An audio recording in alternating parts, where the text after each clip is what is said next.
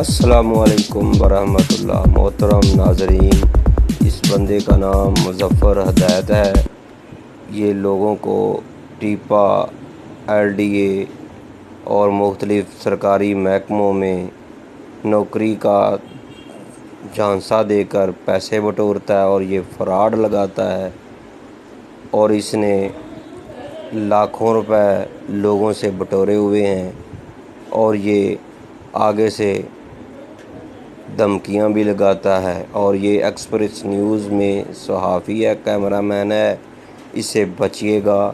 یہ مزنگ چنگی لاہور میں رہتا ہے، تو محترم ناظرین اس سے بچیے گا۔